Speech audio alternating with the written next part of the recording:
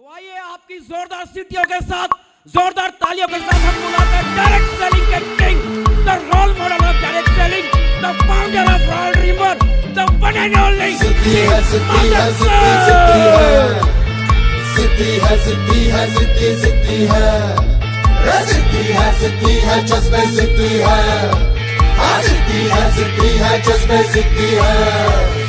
त्रिलोचनाय दिगंबराय अति विशिष्टम विराट रूपम ओजस अनुपम सुखम प्रदाता सदा वसंतम मनः शिवाय। हौसलों की महल में रोशनी बढ़ती जाती, हौसलों की महल में रोशनी बढ़ती जाती, धरती अंबर गावे है धर धर धर धर, हर धर धर धर धर धर धर धर धर धर धर धर। रॉयल ड्रीमर जिस गाने भी अपने कदम बढ़ाते हैं, कदमों पे झुकाते हैं हर। हो हो हो रॉयल ड्रीमर्स को, रॉयल ड्रीमर्स को, रॉयल ड्रीमर्स को, रॉयल ड्रीमर्स को।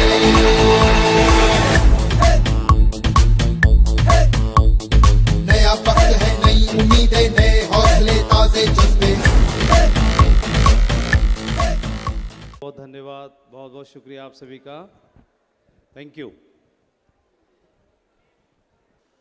अशोक जी और उनके परिवार को डायमंड क्लब के लिए अचीव करने के लिए बहुत बहुत शुभकामनाएं। Welcome to diamond club. आपने मेहनत किया, हर आदमी डायमंड बनना चाहता है, इस क्लब में शामिल होना चाहता है। आपने मेहनत की इस क्लब में हासिल करने के लिए, शामिल होने के लिए। और बाकी लोगों को लगता होगा कि अशोक जी की अब मंजिल हासिल हो गई, जहां पहुंचना था पहुंच गए। लेकिन अशोक जी को बताना चाहता हूं कि यहां से असली अब यात्रा की शुरुआत होगी आपकी, है ना। यात्रा खत्म नहीं हुई, यात्रा असल शुरुआत होने का वक्त है। डायमंड इसलिए बनते हैं ताकि आगे की यात्रा आसान हो सके और सुगम हो सके। क्यों बनते हैं डायमंड? आप गांव में रहते हैं और आपको हाईवे पे पहुंचना है, एक्सप्रेस वे पे पहुंचना है, आपको रेलवे स्टेशन पे पहुंचना है, आपको एयरपोर्ट पे पहुंचना है, ताकि आप आगे की रास्ता, आगे की सफ़र को अच्छे से कर पाएँ, स्मूथ कर पाएँ।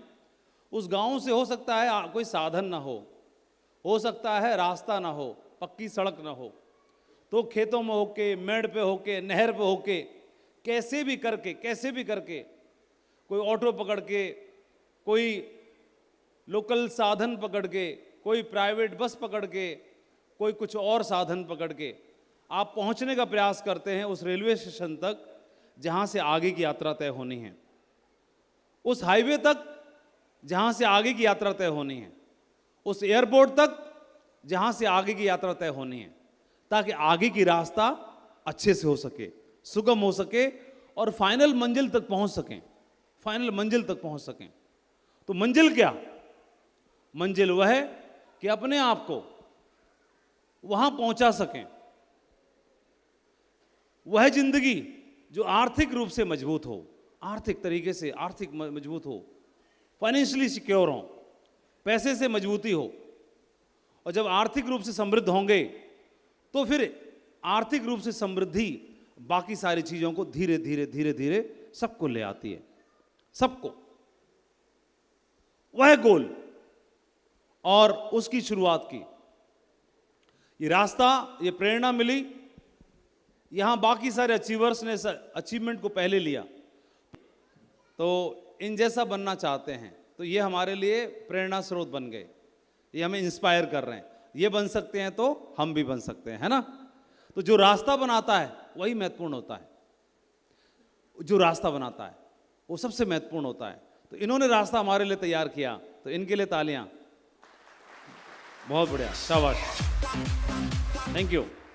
जंगल में हाथी को सबसे ज्यादा रिस्पेक्ट दी जाती है, हाथी को सबसे ज्यादा रिस्पेक्ट मिलती है। शेर को डर की वजह से देते हैं, दिल से नहीं देते, वो खा जाएगा नहीं तो। लेकिन सबसे ज्यादा दिल से रिस्पेक्ट दी जाती है हाथी को। क्यों? क्योंकि जंगल में सरवाइव करने के लिए और जंगल में जीवन जीने के लिए, बाकी जानवरों के लिए घूमने फिरने के लिए जो रास्ते तैयार करता है वो हाथी तैयार करता है। हमेशा हाथी रास्ते तैयार करता है, इसलिए हाथी को रिस्पेक्ट दी जाती है। तो जो रास्ते बनाता है, जो रास्ते तैयार करता है, तो वो हमारे लिए आइकॉन हो जाता है। तो इस व्यवसाय में, इस बिजनेस में आम लोगों ने, आपके बीच में से निकले आम परिवारों ने, आम लोगों ने, आपके क्षेत्र के लोगों ने इस व्यवसाय में एक रास्ता तैयार कर दिया है ना। उस रास्ते पर सिर्फ हमें चलना है। कैसे चलना है ये बताने के लिए भी तैयार हैं, आपको सहयोग और सपोर्ट करने के लिए तैयार हैं। तो रास्ते पे चलना आसान हो सकता है कि नहीं हो सकता है? बोलो, थोड़ा मैं आपसे बात कर रहा हूं। चला जा सकता है कि नहीं चला जा सकता है? चल सकते हैं कि नहीं चल सकते हैं? लेकिन चल तो सकते हैं, लेकिन चलें क्यों? असल प्रश्न ये नहीं है कि कैसे चल सकते हैं, असल प्रश्न है, असल सवाल है कि चले क्यों, चलना क्यों है, यही सबसे महत्वपूर्ण है। और इस देश में लगभग 65,690 बच्चे प्रतिदिन जन्म ले रहे हैं। इस देश में हम रहते हैं, भारत देश में आबादी के हिसाब से पूरी दुनिया में सबसे टॉप पर हैं हम। दोनों ही बातें हैं, ज्यादा जनसंख्या होना, ज्यादा लोग होना, किसी परिवार में ज्यादा लोग हैं तो दोनों ही बातें हैं। एक सर्वाइवल का चैलेंज आएगा, अगर सर्वाइवल की व्यवस्था कर ली तो फिर लठ पकड़ने वाले भी ज्यादा रहेंगे। मतलब परिवार में बहुत तरह से समृद्धि भी आएगी। तो मेन चैलेंज ज्यादा होना का नहीं है, मेन चैलेंज है ज्यादा के लिए सर्वाइवल की व्यवस्था है कि नहीं है। बोलो हाँ कि ना? मेन बात 65,690 बच्चे प्रतिदिन जन्म ले रहे हैं, तो इसका मतलब संभावनाएं भी तो जन्म ले रही होंगी। बोलो, संभावनाएं भी जन्म ले रही हैं। और संभावनाएं जन्म ले तो रही हैं, लेकिन साथ साथ दूसरे साइड इफेक्ट भी हैं, दूसरे चैलेंजेस भी जन्म ले रहे हैं।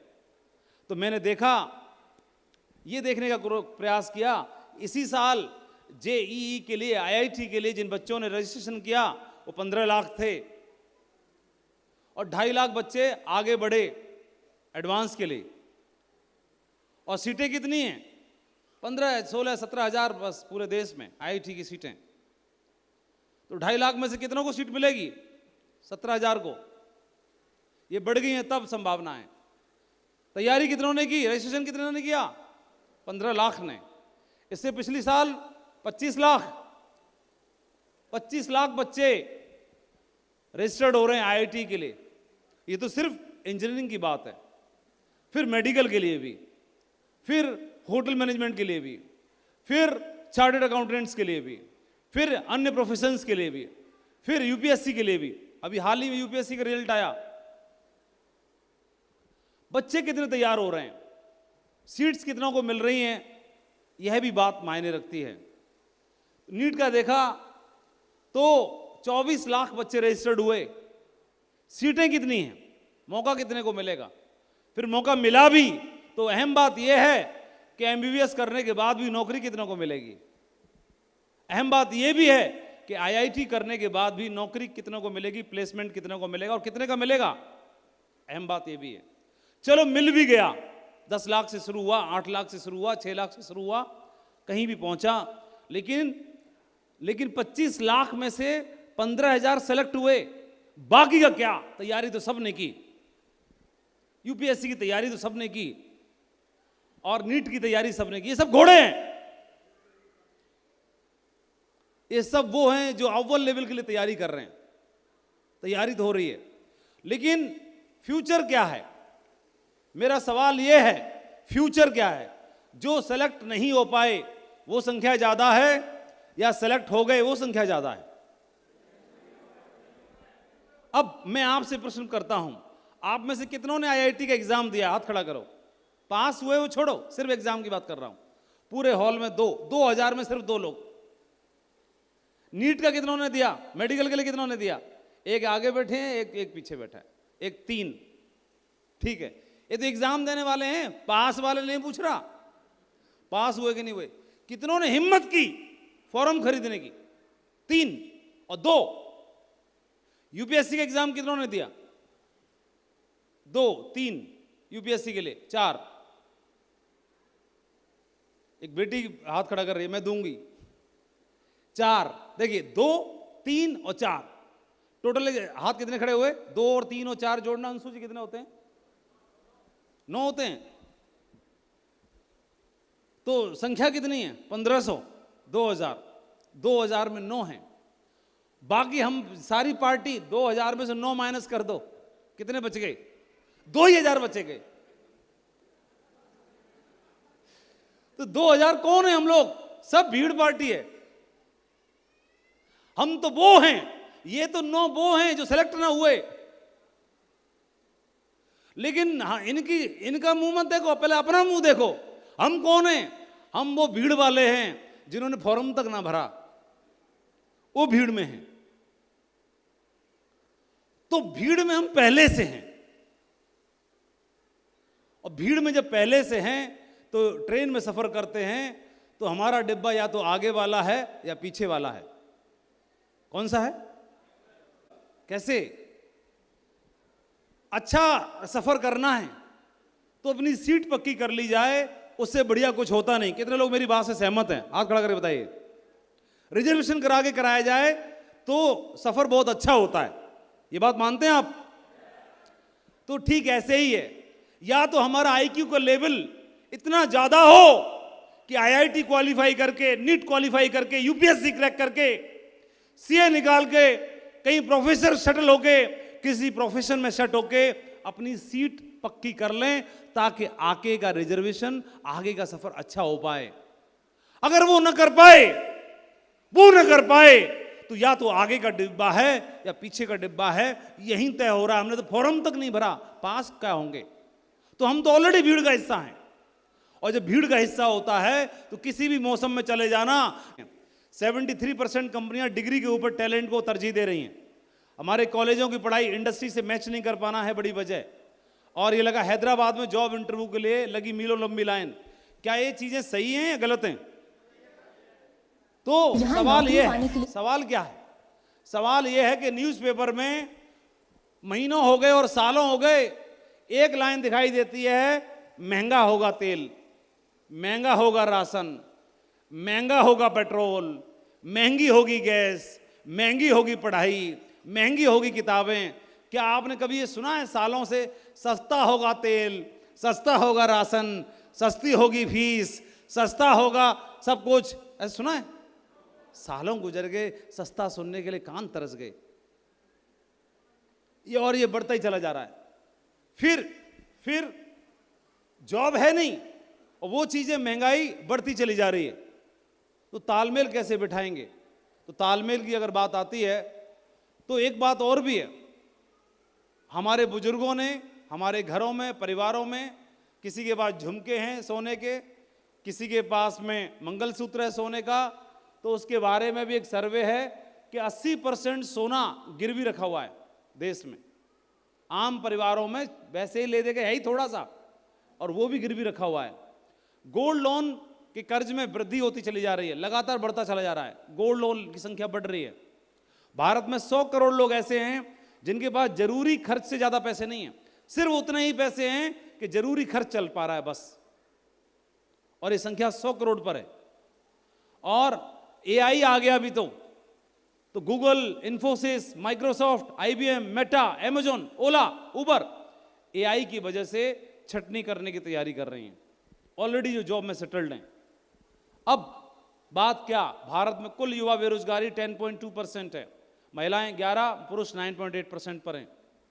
और इवन ये भी हो रहा है कि बेरोजगारी की वजह से डिप्रेशन आ रहा है, और डिप्रेशन की वजह से घरों में झगड़े हो रहे हैं, और इवन कोई सुसाइड तक कर ले रहा है।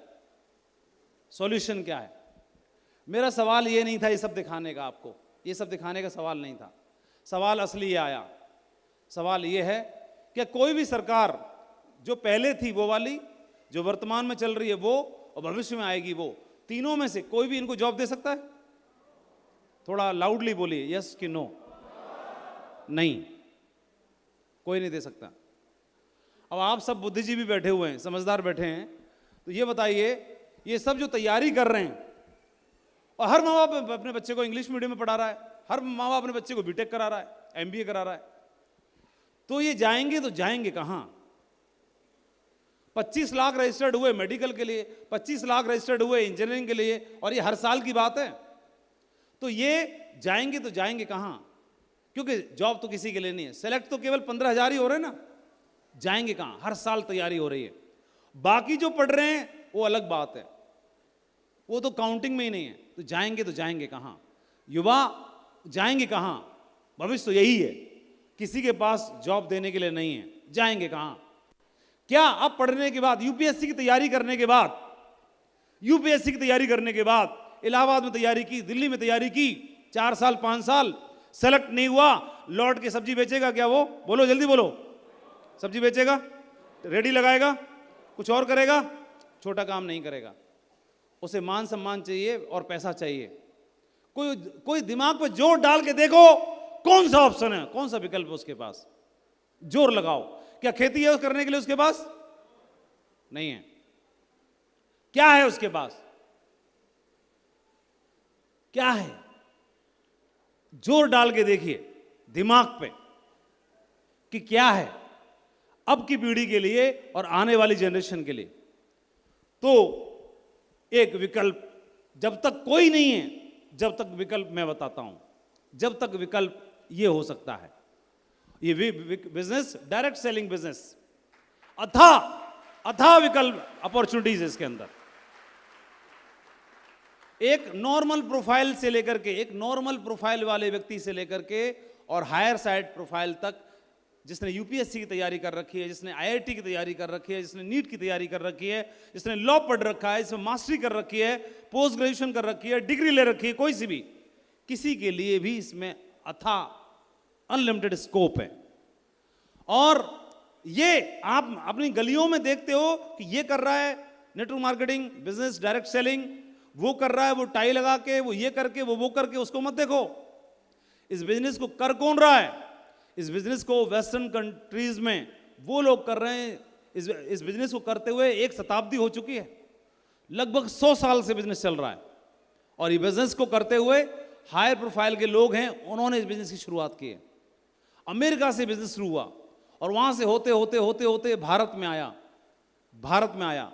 यहां भी हमारे बिजनेस को, यहां भी इस बिजनेस को होते हुए लगभग 30 साल पूरे होने जा रहे हैं। लगभग 30 साल से इंडस्ट्री पनपने की कोशिश कर रही है। पिछले 20 साल ऐसे ही गए, कुछ था नहीं, स्पष्ट क्लैरिटी नहीं थी, कोई गाइडलाइन नहीं थी, कोई नियम कायदे कानून नहीं थे। लेकिन भारत सरकार को हमारे ऊपर हावी ना हो पाए, तो इसलिए हमें आवश्यकता है। तो मैंने बताया तीसरी कैटेगरी, पहली एम्प्लॉय समझ में आ गया, दूसरी है हमारी सेल्फ एम्प्लॉयड वालों की, और तीसरी है व्यापार करने वालों की, बिजनेस करने वालों की। बिजनेस करने के लिए पैसा चाहिए, बहुत ज़्यादा पैसा चाहिए। पैसा लगाओगे, फिर आप लोगों को रोजगार पर रखोगे, अपनी कंपनी खोलोगे, अपनी फैक्ट्री खोलोगे, अपना काम खोलोगे, और उसके बाद में लोग आपके लिए काम करेंगे। तो उसमें मालिक को और आपके दिए हुए काम करने वाले लोगों को भी काम करना पड़ेगा जीवन भर, तब आप उस व्यापार से मुनाफा कमा पाओगे। लेकिन ये कैटेगरी जो है व्यापारी लोगों की, इन दोनों से थोड़ी ऊंची कैटेगरी की मानी जाती है, इससे भी और इससे भी। ये वाली कैटेगरी, क्या आप लोग मानते हो? ये वाली कैटेगरी थोड़ी इन दोनों से कैसी मानी जाती है? अव्वल और ऊपर। क्यों? क्योंकि इनकी आमदनी का लेवल ज्यादा रहता है, पैसा बहुत कमाते हैं। ये 2 करोड़ भी कमा सकते हैं, 20 करोड़ भी कमा सकते हैं, 2 लाख भी कमा सकते हैं, 20 लाख भी कमा सकते हैं। तो ये महंगाई के ऊपर सदा हावी रहते हैं, हावी रहेंगे। महंगाई इनका कुछ नहीं उखाड़ पाती, दूर दूर तक दिखाई नहीं देती। महंगाई 2 लाख है, कमाते 20 लाख है। अब लेकिन ऐसा कर कितने लोग पाएंगे? जिसमें 2 बीघा खेत है, तो 2 बीघा में कितना उगाएगा? जिसके बाद लेकिन 200 बीघा है, तो वो हावी हो जाएगा कि नहीं हो जाएगा? बोलो जल्दी बोलो। लेकिन 2 बीघा वाला खुद ही कर लेगा, मियाँ बीवी मिलके। लेकिन 200 बीघा के लिए नौकर लगाएगा, मजदूर लगाएगा, हाँ कि ना? मुनाफा ज्यादा कमाएगा। तो ज्यादा प्रॉपर्टी, ज्यादा इन्वेस्टमेंट, ज्यादा रोकड़ा होना चाहिए व्यापार करने के लिए। ये सब पे नहीं होता, लेकिन कोई भी ऐसा बनना चाहता है कि नहीं बनना चाहता है? मैं आपको एक सटीक एग्जांपल बताऊंगा, बस हाँ ना बोलना, आप बोलते रहना, ठीक है? ये हर आदमी बनना चाहता है लेकिन बन नहीं पाते। एक या दो हाथ खड़ा था मुश्किल से, और पता नहीं वो भी बात को समझे कि नहीं समझे। फिर ये कैटेगरी पूरी दुनिया, पूरा भारत इसमें भरा पड़ा है। यहां नहीं लग पाए, कुछ नहीं हो पाए, तो बाकी काम ये संभाल रहे हैं। लेकिन दोनों ही सर्वाइवल के लाले पड़े हैं, दोनों के, या सर्वाइवल कर पा रहे हैं केवल। तीसरी कैटेगरी ये आ गई। इन सबसे भी बेहतर, श्रेष्ठ, ऊंची कोटि की कैटेगरी होती है ये इन्वेस्टमेंट वाली, इन्वेस्टर्स। यहां जिंदगी भर हम काम करेंगे, जिंदगी भर हम भी यहां काम भी करेंगे। यहां सिर्फ काम करेंगे, खर्चे चला पाएंगे। यहां पर काम करेंगे, खर्चे भी चला पाएंगे, मुनाफा भी कमा पाएंगे, पैसा बचा भी पाएंगे, लेकिन फिर भी जिंदगी भर काम करना पड़ेगा। यहां पर काम हमें करना पड़ेगा, लेकिन हम लोगों को रोजगार दे देंगे, काम पे रख लेंगे, वो लोग भी काम करेंगे तो पैसा ज्यादा कमाएंगे। लेकिन ऐसी कैटेगरी होती है जहां पर हमें काम करने की आवश्यकता ही नहीं है। हम काम करें तो भी पैसा आएगा, नहीं करें तो भी पैसा आएगा। यहां पैसा पैसा कमा के देता है, पैसा पैसा बनाता है, पैसा कमाता है। ये टॉप कैटेगरी है। लेकिन मेरा एक सवाल है, आप अपने बेटे को डॉक्टर बना दो, इंजीनियर बना दो, अपने बेटे को कुछ पढ़ाई लिखाई करे कहीं पहुंचा दो, तो क्या इस कैटेगरी में पहुंच सकते हैं? नहीं। अब एक एग्जांपल लेता हूं। आप जिस शहर से आए हो, उस शहर में कोई एक बंदा था जो लिट्टी चोखा बेचा करता था, पूड़ी कचौड़ी बेचा करता था और अपना खर्चा चलाता था, एक रेडी लगाता था। तो सेल्फ एम्प्लॉयड में आ गया, सेल्फ एम्प्लॉयड में आ गया, इधर आ गया। रेडी पे रख के बेचता था। उसकी सब्जी में, उसकी लिट्टी में, उसके चोखा में इतना टेस्ट था कि धीरे धीरे धीरे धीरे ग्राहक बढ़ने लगे। बढ़ते बढ़ते लाइन लगना शुरू हो गई। उसने फिर एक हेल्पर रख लिया, 2 लोग मिलके बेचने लगे और भीड़ बढ़ने लगी। तो भीड़ बढ़ने लगी और इसने क्या किया, काम बढ़ने लगा। 10 साल, 15 साल, 20 साल लिट्टी चोखा बेचा और उसी में खर्चे चलाए, और 10 साल, 15 साल, 20 साल थोड़ा थोड़ा थोड़ा थोड़ा पैसा बचा के पैसा इकट्ठा कर लिया। और जहां पर रेडी लगाता था वहीं पता चला वहीं पास में एक दुकान बिक रही है, जो पैसा इकट्ठा किया उससे उसने एक दुकान खरीद ली। तब तक 20 सालों में इसका बेटा बड़ा हो गया, बेटा पढ़ लिख लिया। बेटे ने आइडिया दिया, बापू इसी दुकान में शिफ्ट हो जाते हैं। दुकान को बढ़िया रंगाई पुताई करके लिट्टी चोखा की दुकान, पूड़ी कचौड़ी की दुकान पक्की हो गई। पहले कैसी थी? कच्ची थी, पक्की हो गई। अब बेटा भी वहां इन्वॉल्व हो गया, पढ़ लिख के आ गया। 20 सालों में दूसरी जनरेशन ने टेक ओवर कर लिया। बेटे ने बोला पूड़ी कचौड़ी के साथ में इसमें जलेबी भी शुरू कर देते हैं, लिट्टी चोखा के साथ में इसमें 1-2 आइटम और भी शुरू कर देते हैं, कुछ मिठाइयाँ भी रखना शुरू कर देते हैं, तो ग्राहक आएंगे, खाएंगे। तो क्या हुआ, बात बनना शुरू हो गई, ग्राहक और बढ़ गए, टर्नओवर बढ़ना शुरू हो गया। ये अभी भी यहीं पर है। फिर पता चला दूसरी पीढ़ी के 10 साल गुजरे, इन्होंने बगल वाली दुकान भी खरीद ली और वहां पर बोला दोनों को तोड़ के एक कर देते हैं, अब डोसा भी बेचेंगे, कुछ और भी बेचेंगे। और उन्होंने वहां पर टेबल डाल दी, थोड़ा बड़ा कर दिया, वहां मिठाइयाँ भी बिक रही हैं और पूड़ी कचौड़ी लिट्टी चोखा भी बिक रहा है और सारे काम हो रहे हैं।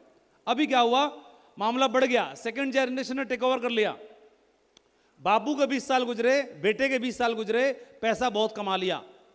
पैसा कमाने के बाद क्या हुआ, इनको लगने लगा 20 किलोमीटर दूर के शहर के लोग हमारे यहाँ खाने नहीं आ पाते हैं, तो एक काम करते हैं, 20 किलोमीटर दूर पे एक दुकान खरीदी और ये वाला काम वहां भी शुरू कर दिया। नौकर चाकर वहां लगा दिए, वो संभाल रहे हैं और यहां भी चल रहे हैं। फिर 20 किलोमीटर शहर के तीसरी तरफ भी खोल दी, फिर चौथी तरफ भी खोल दी, 4 स्टोर खोल दिए इन्होंने। तो क्या हुआ, यहां से जम करके कहां पहुंचे, यहां 4 स्टोर हो गए, चारों जगह लोग काम कर रहे हैं और लिट्टी चोखा बिक रहा है, काम चल रहा है, मुनाफा आ रहा है, पैसा कम रहा है। बोलो हाँ कि ना। लेकिन 2 पीढ़ी बीत गई, तब तक दूसरी पीढ़ी का बेटा तैयार होके आ गया, तीसरी पीढ़ी आ गई। वो पढ़ लिख के आया, होशियार था, उसने बोला पैसा बहुत आ रहा है, तो पैसा बहुत आ रहा है तो क्या करें, इस पैसे से, ये इसने होटल मैनेजमेंट का कोर्स करके आया था, इसने आइडिया दिया कि बापू वहां पर जमीन बिक रही है, एक होटल तान देते हैं, पैसा बहुत है। तो पैसा बहुत है, उसने एक होटल खरीद लिया, बना बनाया, या बिल्डिंग खरीद ली, पैसे को प्रॉपर्टीज में इन्वेस्ट कर दिया, प्रॉपर्टीज को फंड्स में इन्वेस्ट कर दिया और एक होटल खोल लिया। काम पूड़ी कचौड़ी से लिट्टी चोखा से शुरू हुआ था और धीरे धीरे करके 1 2 3 4 काम अपना वही कर रहे हैं, लेकिन पैसा जो था इतना ज्यादा हो गया कि पैसा पैसा बना के दे रहा है, पैसा कमा के दे रहा है। एक नॉर्मल साधारण सा बंदा यहां से यहां होते हुए इसी जिंदगी में यहां से यहां पहुंच गया। लेकिन जब यहां पहुंचा तो जो पूड़ी कचौड़ी बेचने वाले जिसने शुरुआत करी थी, ये अभी है कि नहीं है? ये है, लेकिन तस्वीर में है। तीसरी पीढ़ी आ गई ना, तो चंदन की माला में प्रवेश कर चुका है। शुरुआत जहां से हुई थी मौजूदा नहीं है, मरने के बाद तस्वीर टंगी हुई है। तो ये ऐसा यात्रा कितने लोगों की हो पाती है हमारे शहर में? ऐसे कितने लोग होते हैं? कितने? बहुत गिने चुने, हर क्षेत्र में बहुत गिने चुने। अब मैं आपको ये एग्जांपल दे रहा हूं कि हमारे व्यवसाय में ये बिजनेस इतनी ताकत देता है कि आप या तो यहां पर हैं या यहां पर हैं। इस बिजनेस को अगर अच्छे से समझ लिया जाए, अच्छे से कर लिया जाए, या तो आप एम्प्लॉय में हैं या सेल्फ एम्प्लॉयड में हैं। आपको यहां से हर एम्प्लॉय अपने बच्चे को इंजीनियर बनाना चाहता है, एग्जाम्पल आपके सामने था, तो यहां से यही रह जाओगे। अगर डॉक्टर बनाना चाहते हो तो ई से एस तक का सफर तय कर पाओगे, बस कहानी यहीं खत्म है। लेकिन आपको यहां से यहां और यहां से यहां जाने की आवश्यकता नहीं है। अगर आप चाहें तो ई से डायरेक्ट आई का सफर तय कर सकते हैं और एस से डायरेक्ट आई का सफर तय कर सकते हैं। ये बिजनेस में इतनी ताकत, इतनी पावर है।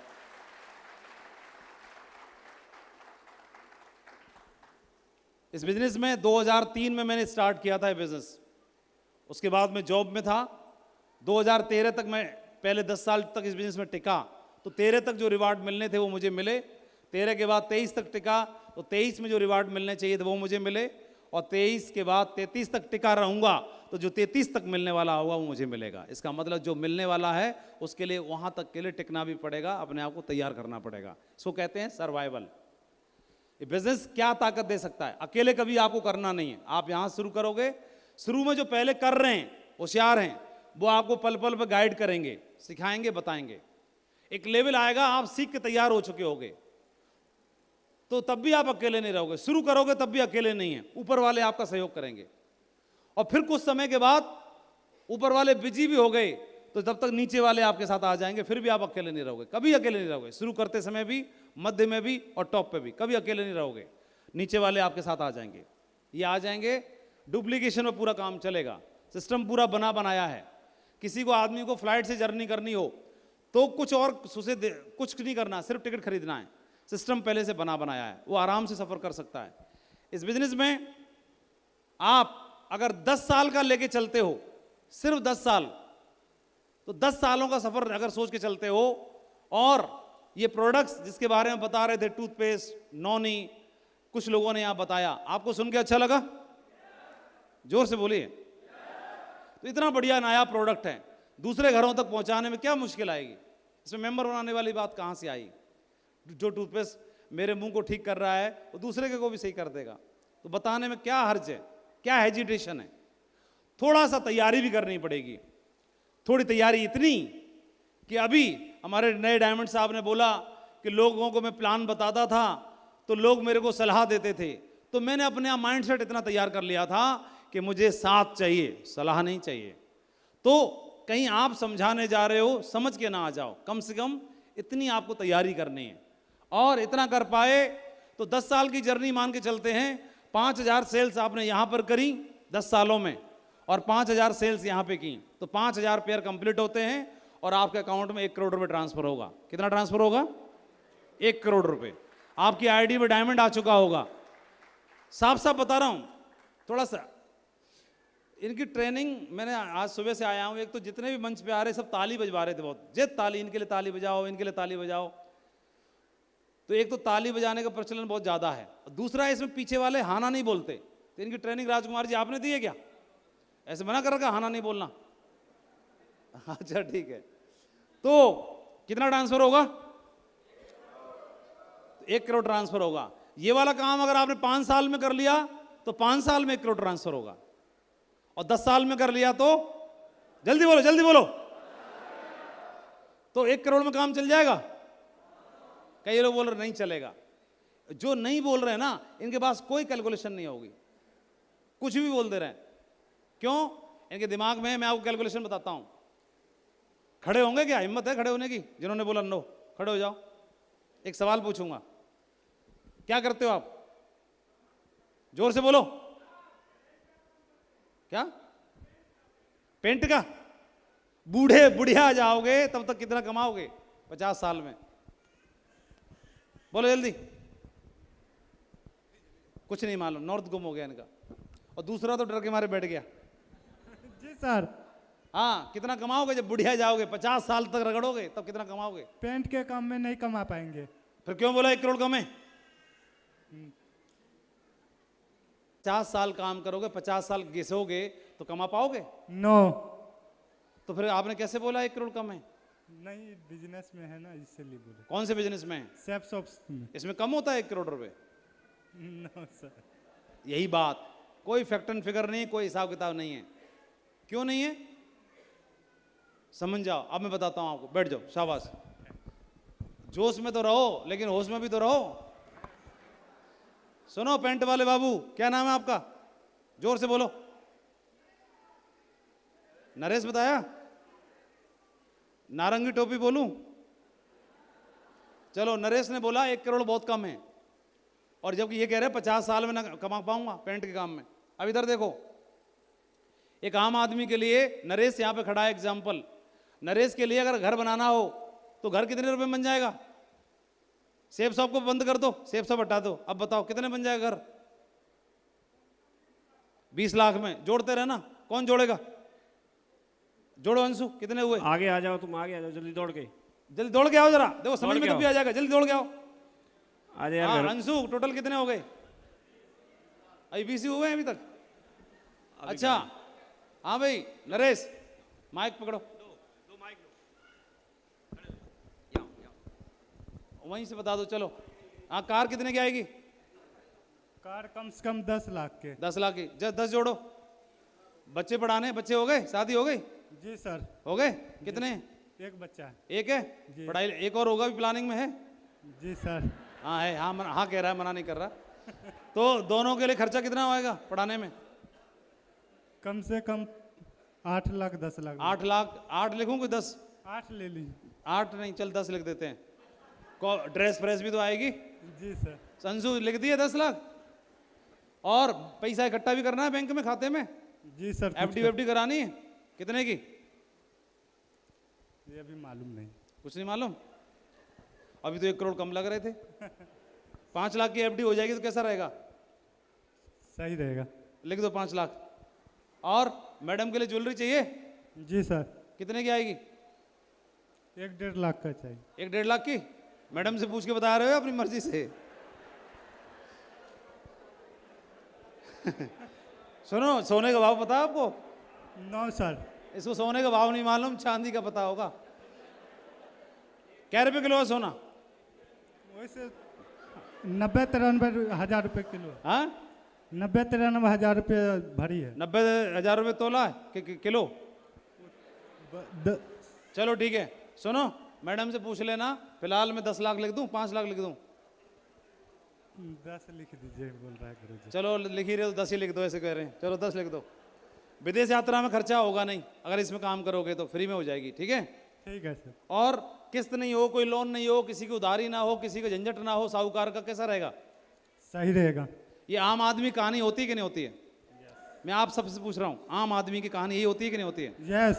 ये कहानी कितने दिन की होती है? पूरे जीवन की। इतना काम कितने दिन में कर पाते हैं? पूरे जीवन में, पूरी नौकरी में, 40 साल में।